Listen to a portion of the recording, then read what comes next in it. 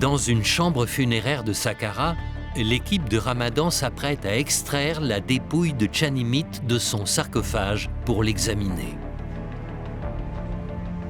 Un peu plus haut, un peu à droite. Malgré les précautions prises, le risque d'endommager la momie est grand.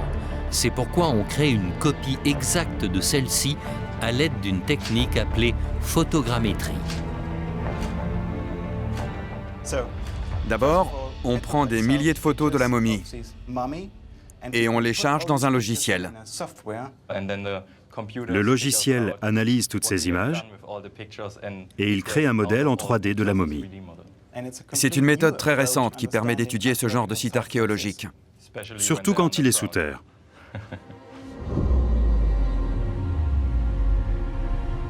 La carte en 3D du tombeau contient désormais le sarcophage ouvert de Chanimit. Mais le plus fascinant dans cette technique, c'est qu'elle permet d'enregistrer chaque étape des fouilles.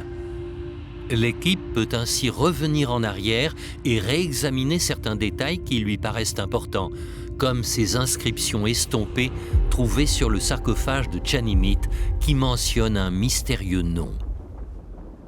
Ce sont les titres de Chanimit, qui le relient à plusieurs dieux et déesses de l'Antiquité égyptienne, des dieux très importants.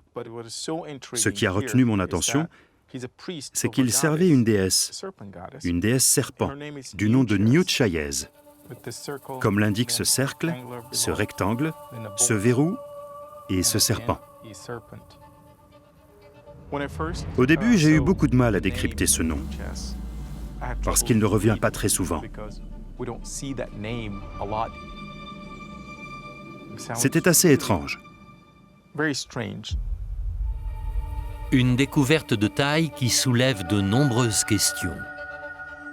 Qui était cette mystérieuse déesse serpent? Et pourquoi un prêtre de si haut rang la servait-elle?